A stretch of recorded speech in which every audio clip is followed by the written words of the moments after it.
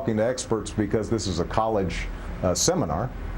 We talk to these folks because they potentially had the best answers, so I know who's asked to kick. Well, shortly after that, the Drudge Report posted this headline on the web, reading, "Obama goes street." It was quickly taken down. Some criticized it as racist. And now the question is, can a black politician express outrage without being labeled an angry black man? Here now to talk about it, Juan Williams, NPR news analyst, and Deneen Borelli, a fellow with Project 21. Both are Fox News contributors. This is so interesting to me. You know, I saw Dee Dee Myers on another network yesterday morning, and she said Obama can't get angry. He can't because he's black. And then they point to that headline and say that that's racist to say he's gone street because he say, I want to know who's blank to kick. Well, let me start with you. Is it a legitimate defense to people who say he needs to get angrier about BP to say he can't because he's black? It's an interesting dilemma for him. He's got to manage himself in such a way as to convey passion and concern and empathy, but he's got to not do so in such a way as to play into any kind of racial stereotyping of the kind that would say, you know, black men especially are hypersexual, hyper-violent, quick to anger, lacking in rationality. Maybe some people even say, you know, lazy, slothful, you know, all the negatives that attach to being black and the history, of course. I mean, you think about iconic figures like Nat Turner to Malcolm X, or people who are just shouting and you can't have a conversation because there's so much rage and anger, black rage. That's what he needs to stay away from that. I mean, obviously most American voters are white and they want to be able to relate to their president, and if it's going to be that he fits some stereotype, that would be self-defeating politically for him. Deneen, do you agree? This has nothing to do with race. Absolutely nothing to do with race. This has to do with the fact that Obama is incapable of handling a crisis. Plain and simple. The American people want to see effective leadership. They don't want to see him going on vacation with the biggest disaster in American history.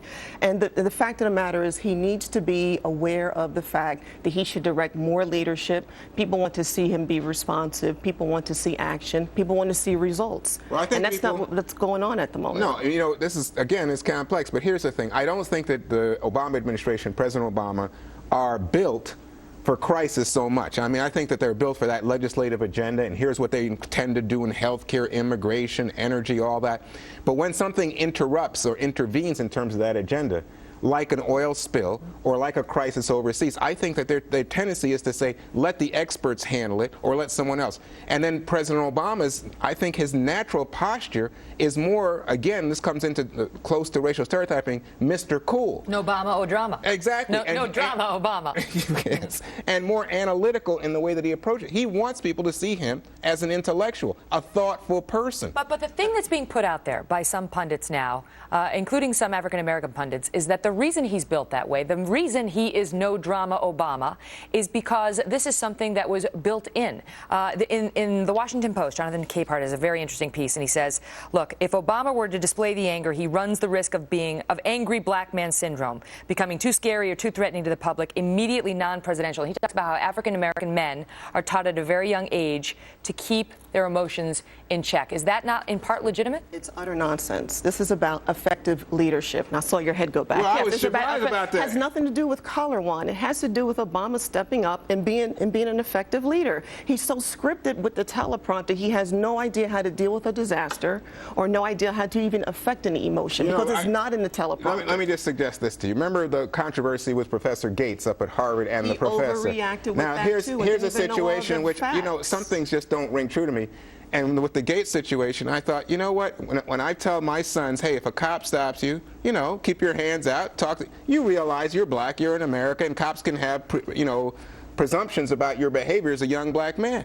Now, is that racist? Having to do with race? No, they may have been speeding. The boys may have been guilty. I'm just saying, be careful, and I tell them that because they're black boys. But with the Gates incident, he did show emotion with that, but he jumped the gun on that as well because he didn't know all the facts. But but that's an interesting point because there was, I think, real anger by President Obama in reaction to that. And many could argue that it was premature and he wound up having to have the beer summit and all that. Right. But, you know, when he lashed out at that police officer, it seemed real. He did not seem happy about that. Right. And yet here we've got Robert Gibbs, who's having to convince the White House press corps.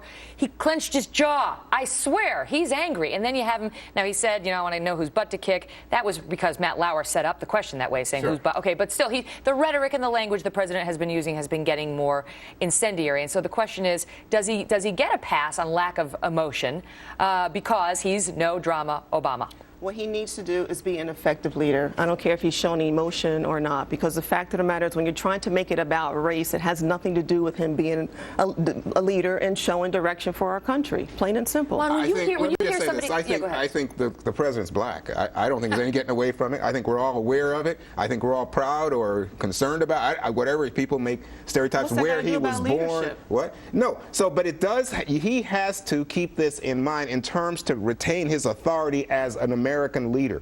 And I think that I find him very sensitive. Some would say testy, you remember in some of these meetings with Republicans, when it comes to the issue of I'm the president. I remember watching him in that healthcare forum, and you know what he said? I'm the president. I get certain prerogatives by virtue of the fact I won the election. He has to assert this. And I think in part it comes from feeling at times insecure about it. Deneen, does it bother you at all when you hear somebody like Dee Dee Myers come out and say he can't get angry because he's black? I mean, is that comment, forget the Drudge headline, is that comment in some way racist? It's ridiculous. I mean, why make such a statement? Like I said, it has nothing to do about race. People want an effective leader, and right now we're not seeing that. Well, he's being reactive versus being proactive with this whole thing. And with the BP spill, you have to keep in mind that you have BP Corporation, the government, and the environmentalists who have made the decision that they should drill 5,000 feet below seawater. That makes no sense because you can't get to the problem when there's a problem, which we've now experienced. Well, they should be drilling closer to shore.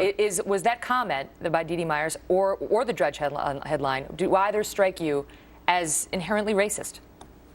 The Drudge headline was, street, go street. I mean, I don't know that you would have said that about George W. Bush. Well, he used the A word, right? Oh, come on. I don't think we say it about Dick Cheney, and he's used the F word. I mean, so come on, No, I think there's a little edge to it. Again, I don't think that there's any getting away from the fact that we're all conscious he's a black guy. And so that's part of the parlance, and it's part of the way we would play with it. But I think you're right. They need to do a better job in terms of handling the crisis. Right. But to say that we are somehow to not be aware of the racial implications and what Megyn's picked up on and what some of the columnists have picked up in terms of what especially I think educated young black men are taught about how you handle yourself in a difficult situation so as not to become the flailing, angry black stereotype and everybody just turn off and ignore you and say, oh, that guy's just shouting. Is that true, Juan? I mean, He's is that irrational. something that young black men are taught? Like, you have a lower threshold for anger than others. Like, he raises an interesting point about how women have to wear an emotional corset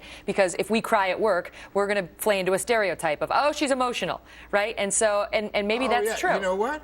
Look at you. You're a star on TV, right? If you have a moment of anger, people are going to say, she's a shrew. You know what? She's a prima donna. Yeah, or shrill. Yeah. Okay, I'm just saying, that's a reality. I don't think you have to do that. I don't think people say that about O'Reilly. Yeah, well, maybe they do. They should. Now you're picking on my man. Deneen, I'll give you the final thought. I don't think it's about race at all. I think to inject race into this really is just another way to play the race card, plain and simple. We want effective leadership, and it needs to happen sooner rather than later because this disaster is just not going away. Really interesting debate. It's raised some interesting questions, and you guys gave some great, thoughtful answers. Thank you both so much for being here. Good to be here. What do you guys think? Let me know. Kelly at FoxNews.com.